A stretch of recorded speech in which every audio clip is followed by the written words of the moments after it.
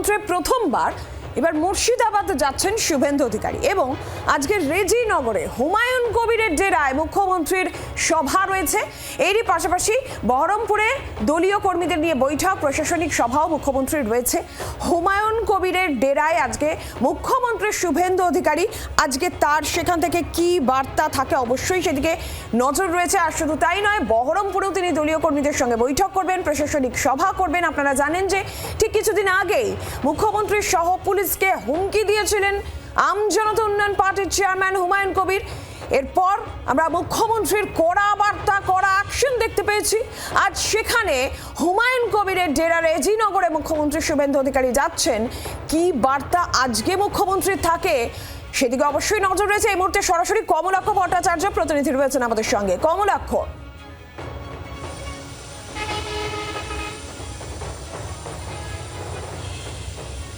দেখো, আজকে মুর্শিদাবাদে প্রথম সফর করছেন মুখ্যমন্ত্রী হওয়ার পর শুভেন্দু অধিকারী।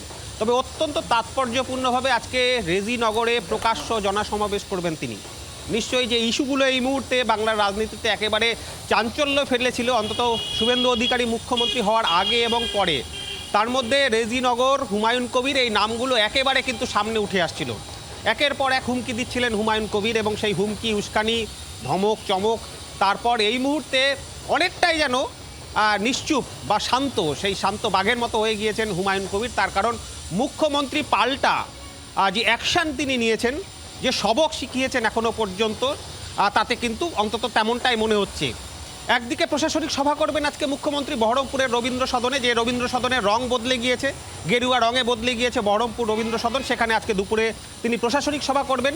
সেখানে আশপাশের যে এই এলাকার অর্থাৎ মুর্শিদাবাদের তৃণমূলের 3 বিধায়ক রয়েছেন, 3 সাংসদ রয়েছেন, তৃণমূলের বিধায়ক রয়েছেন, আম জনতা উন্নয়ন পার্টির বিধায়করা রয়েছেন, তারা এখনও পর্যন্ত নিমন্ত্রিত সেই বৈঠকে নয়, সেটা এখনও আমরা জানতে পাচ্ছি। সেটা একটা অত্যন্ত গুরুত্বপূর্ণ বিষয়। তার কারণ মুখ্যমন্ত্রীর প্রশাসনিক বৈঠকে বিরোধী দলের সাংসদ, বিধায়করা তারা কিন্তু উপস্থিত থাকেন। আজকে কারা থাকেন, কারা থাকছেন না, মুর্শিদাবাদের কোন কোন তৃণমূল নেতা আজকে এই বৈঠকে উপস্থিত থাকবেন, সেটা একটা তাৎপর্যপূর্ণ বিষয়। তার কারণ দলীয় বৈঠকও রয়েছে মুখ্যমন্ত্রীর। তিনি যে হোটেলে এসে উঠবেন, চপারে করে নেমে সেই হোটেলে তিনি দলের সঙ্গে কর্মী সভা টাইপের বৈঠক করবেন।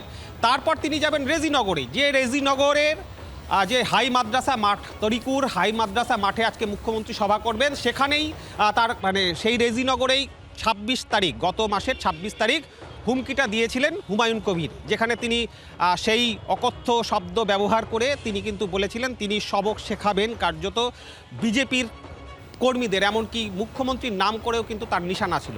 বিধানসভা থেকে পাল্টা হুঁশিয়ারি দিয়েছিলেন মুখ্যমন্ত্রী যে এটাই হুমায়ুন কবিরের শেষ বক্তব্য হবে। এবং তারপর থেকে কিন্তু যথেষ্টই একেবারে বলা যেতে পারে ভিজে বেড়ালের মতো রয়েছেন হুমায়ুন কবির। তার পার্টির একাধিক নেতাকে ইতিমধ্যেই গ্রেপ্তার করা হয়েছে। যারা আয়োজক ছিল সেই সভার, রেজিনগরের সেই সভার, তাদেরকেও কিন্তু গ্রেপ্তার করা হয়েছে। সেই অ্যাকশন আমরা দেখতে পেয়েছি, মুখ্যমন্ত্রী সেই কড়া অ্যাকশন। অবশ্যই আমাদের নজর থাকবে মুখ্যমন্ত্রীর এই মুর্শিদাবাদ সফরের দিকে। কমলাকে আপাতত ধন্যবাদ। তবে এবার আপনাদের একবার একটু শুনিয়ে দিই, এর আগে হুমায়ুন কবির যে সভা থেকে হুমকি দিয়েছিলেন পুলিশদের উদ্দেশ্য করে এবং তারপর সেই বক্তব্য শোনানোর সঙ্গে সঙ্গেই বিধানসভায় পাল্টা কড়া বার্তা মুখ্যমন্ত্রীর ছিল যে এই ধরনের লাগাম ছাড়া মন্তব্য কোনোভাবে বরদাস্ত হবে না, এবং তারপরেই পরপর অ্যাকশনও আমরা দেখেছি। শুনুন।